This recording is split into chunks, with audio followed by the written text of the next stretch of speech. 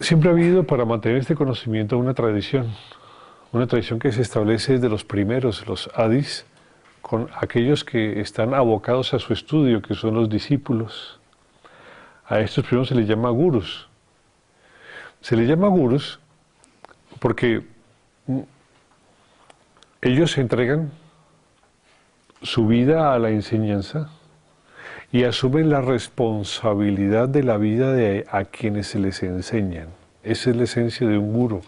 Un gurú deja toda responsabilidad y asume la responsabilidad de la enseñanza, pero a la vez de asumir la responsabilidad de la enseñanza, asume la responsabilidad de todos aquellos a los cuales les enseña. Es decir, es como advertirlos como hijos, y a la vez, si a su vez los discípulos advierten al gurú como padre.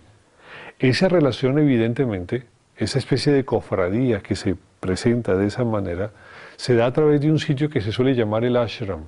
Es como un hogar, como una comunidad, en donde todos conviven, hacen las tareas y se dedican al esclarecimiento de sí mismos a través de las tareas propias ofrecidas por este gurú.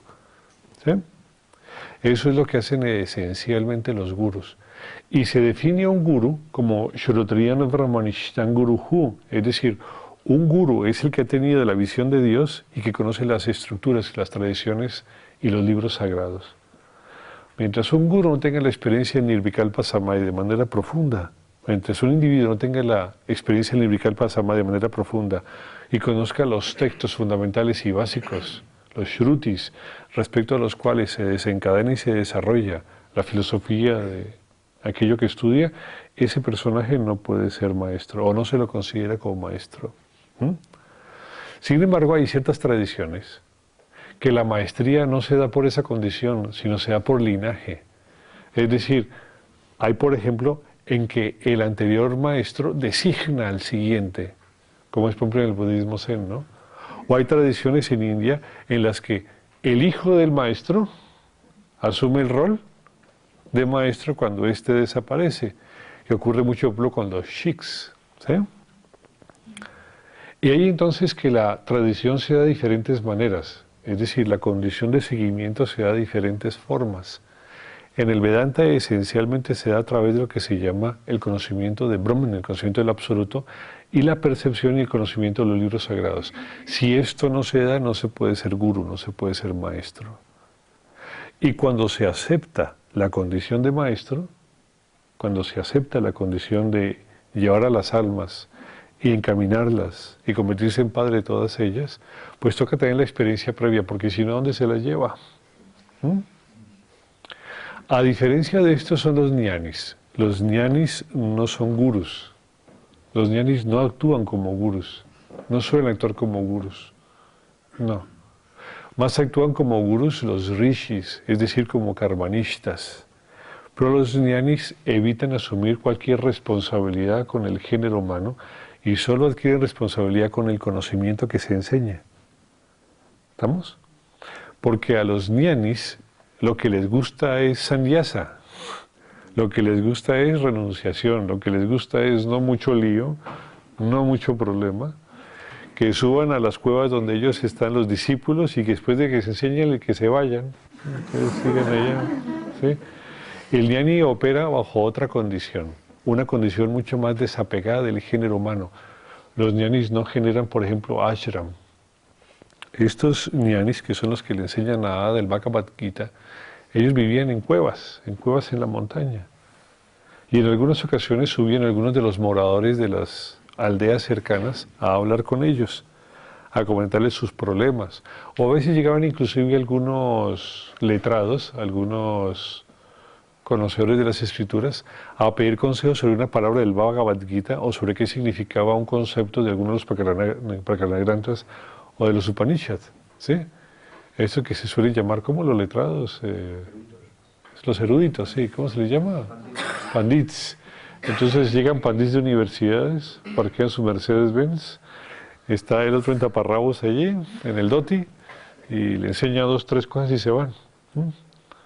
Pero los ñanis, bajo ninguna condición, asumen la responsabilidad de las personas con quienes se les enseña. ¿Entienden lo que les digo? ¿Por qué? Porque su naturaleza no es ser karmanishta, su naturaleza es ser ni ananista, es decir, rehuyen a la condición de la acción, rehuyen a la condición pedagógica, es decir, ellos no van a enseñar. En muchas ocasiones, Ada, por ejemplo, intentó que uno de estos monjes, porque eran tres, uno era el más joven, uno tenía unos 30, 35 años en esa época, es decir, hace unos 30 años, 35 años tenía esa edad, y Ada le propuso en muchas ocasiones que viniese a Occidente. Era un ñani de primera línea, un versado en los libros sagrados profundo, había tenido experiencia directa de la divinidad.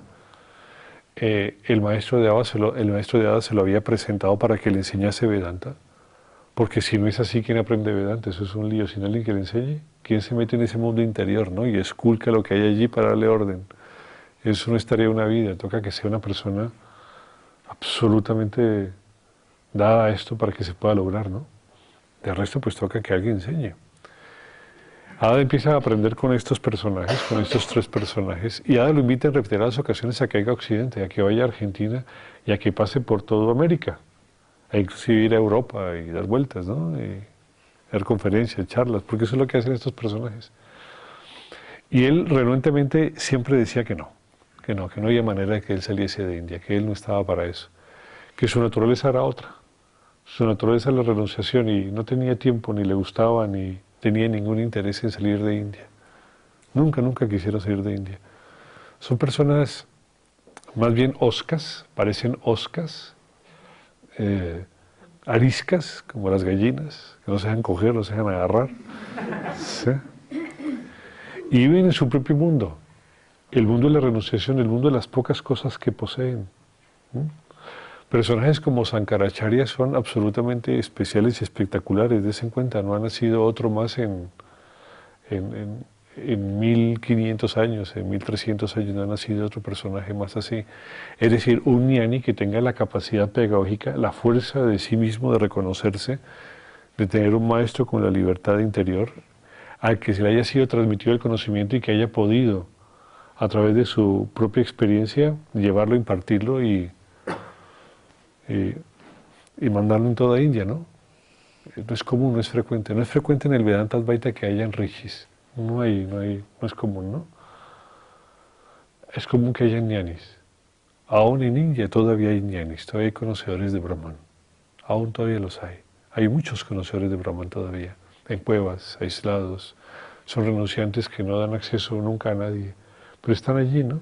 Haciendo lo que ellos tienen que hacer, que es meditar, que es su sadhana para buscar finalmente la liberación.